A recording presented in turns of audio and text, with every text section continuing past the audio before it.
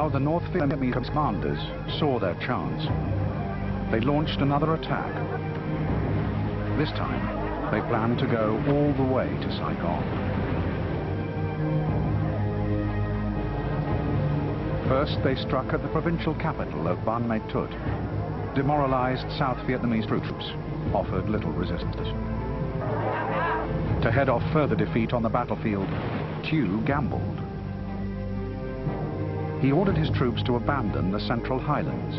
He was giving up 6 provinces to the North Vietnamese without a shot being fired. His calculation was he could use the troops to reinforce the defense of Saigon. It was far from being a glorious moment. This armored spearhead of officers, men and their families had abandoned the rest of the convoy of 150,000 civilians. They were supposed to lead convoy Bravo 7 to safety, but the plan was ignored when the communist forces blockaded the road 15 miles from here. It was certainly not a case of women and children first, gallant soldiers last. Martin's confidence in the South Vietnamese army was not borne out. Army officers were the first to run, followed by their men, and finally, tens of thousands of civilians. Many of them were killed in North Vietnamese ambushes along what was to become known as the Convoy of Tears.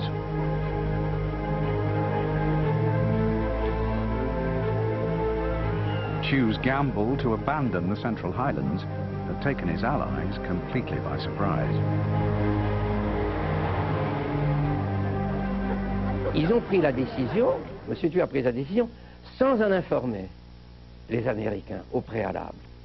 Et c'est moi, bizarrement, qui ai informé l'ambassadeur des États-Unis de cette décision que M. Thieu m'avait raconté le plus naturellement du monde. Il m'a raconté, il m'a dit voilà, nous allons évacuer.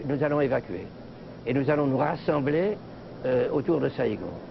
Et alors il se trouve que quelques heures après, j'ai rencontré M. Martin par hasard. Et je lui ai dit à propos, donc vous savez, les sudistes enfin, sont en train d'évacuer les bateaux. Et alors là, il a blêmé, il m'a dit c'est pas possible.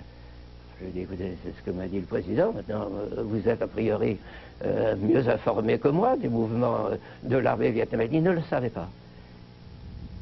The North Vietnamese now headed for the coast, threatening to split South Vietnam in two.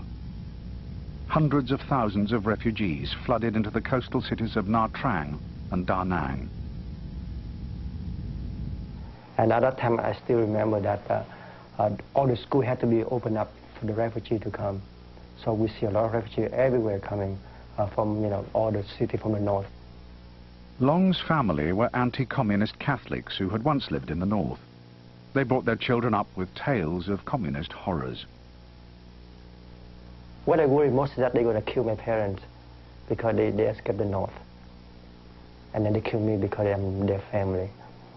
I would fear that they would burn down all the church and all of my school because, we're not communist. The most extreme case is that they would bury you to the neck and they would kill you after that.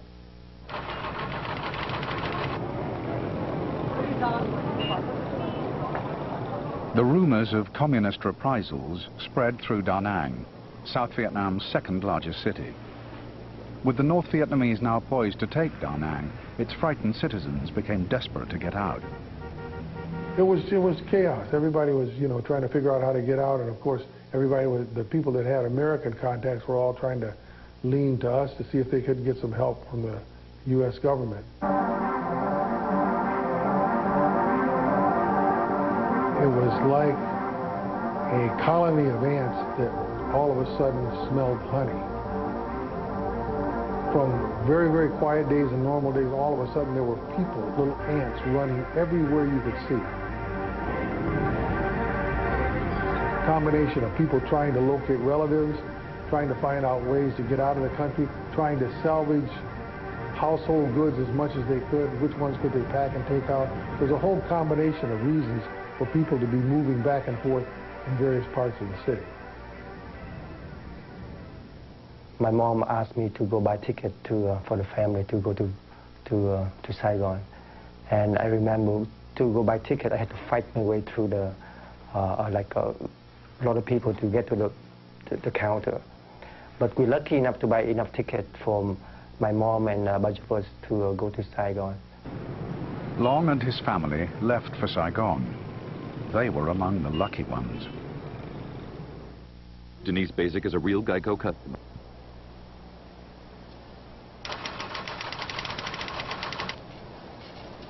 By the end of March, North Vietnamese troops had surrounded Da Nang. All commercial flights out of the city had stopped. Refugees were thought to be hiding at the airport. A mercy mission was sent from Saigon in the hope of rescuing women and children. Those on board had no idea what they were flying into. It was deserted. The entire base was like a ghost airport. It was the weirdest. And that's a really busy airport. And there was just nobody. And then suddenly out of the revetments where they stored military aircraft came thousands.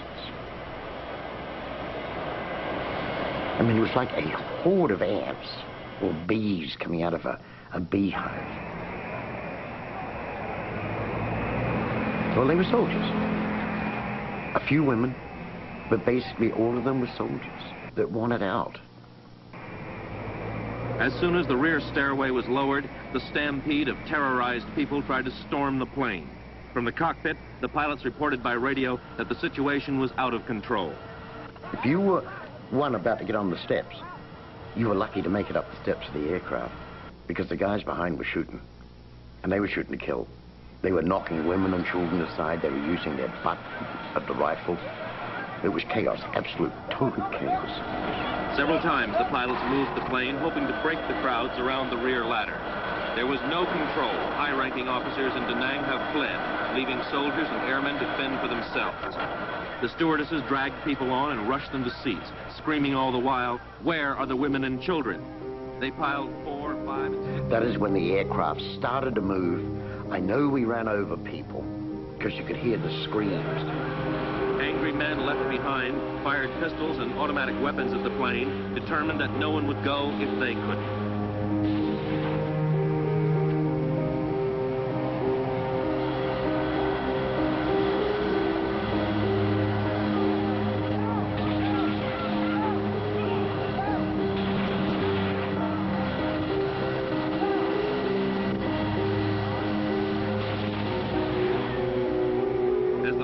Strained laboriously into the air, people were still clinging to the wheels and the rear stairs.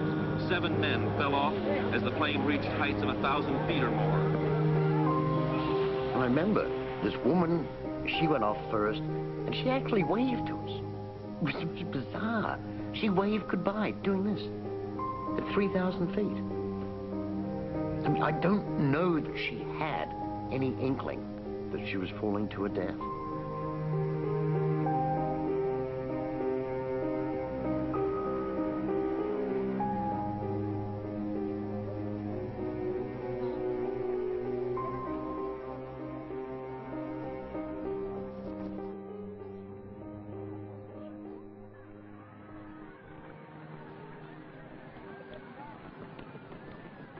With the airport closed, the docks now became crowded with Vietnamese civilians trying to get out. But once again, South Vietnamese soldiers would do anything to save themselves. This ship was half full of the military and half full of civilians. The military were afraid that scattered among the civilians were Viet Cong. So what the military were doing, they were going and they were rounding up all of the young Vietnamese, and they were, in some cases, making them jump over the side of the boat. And in some cases, they shot some of them. The Vietnamese were totally out of control. Our military people were totally out of control.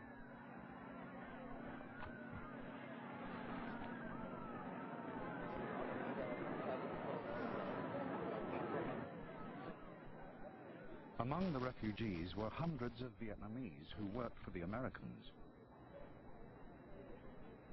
It was they who were in the greatest danger if captured by the North Vietnamese. I was the only American left, and I was at the evacuation point with all of these people. So we had all of the aid people that had not been evacuated assembled in a hotel. And it was my job to try and find some kind of transportation to have those people evacuated. I remember that our big boss came in on a helicopter. And the helicopter landed in front of the place where these people were assembled. But I was told to walk to him very slowly, shake his hand, and get on the helicopter, and don't look back, and don't say another word. And I of course balked, because I was responsible for these Vietnamese that I knew couldn't get on this helicopter. So I got on the helicopter, and as we got on the helicopter, the helicopter immediately started to leave the ground. I felt terrible, because I was responsible for those people, and not only was I responsible, but I personally knew almost all of them from being at the embassy, at the consulate in Da Nang for so long. And I was really, really upset. But I was told by our biggest boss that to get on the helicopter and don't even look back, just get on the helicopter and don't say anything.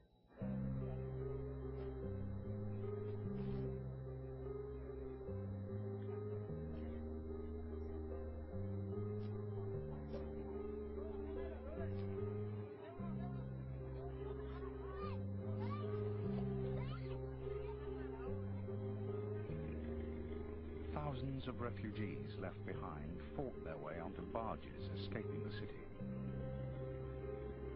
They hoped to reach Saigon, where they thought they would find safety.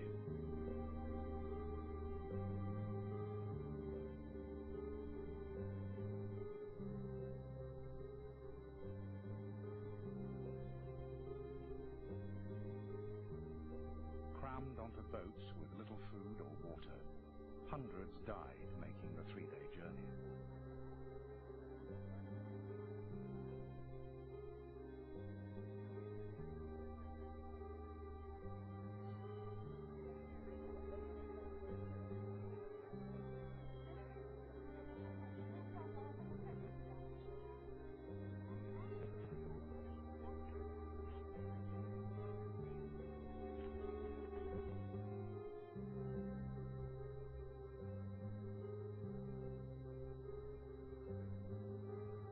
The fall of Da Nang had turned into a human catastrophe. Da Nang was a huge shift in the pendulum in, I think, all of our thinking. Da Nang not only fell, but if you recall, Da Nang fell ingloriously. I mean, that was a hectic evacuation. And I think it set up the great fear back in Saigon of what fear could do to the Vietnamese community. Da Nang was a terrible warning of what the future might hold for Saigon. But although the North Vietnamese were getting ever closer to the city, Ambassador Martin refused to consider an evacuation. I didn't see any indication that he was insane, but I would say that he was obsessed with the virtue of his mission beyond the point where he could make competent decisions. I think right up to the very end he was thinking they were going to hold. I don't know when it was that Graham Martin ever reached the conclusion that it was going to fall. The embassy painted the rosiest picture you could ever imagine. They're fighting well, they're strong, they're courageous, they have the country's interest at hand, and they can turn the North Vietnamese back, and they're in great shape.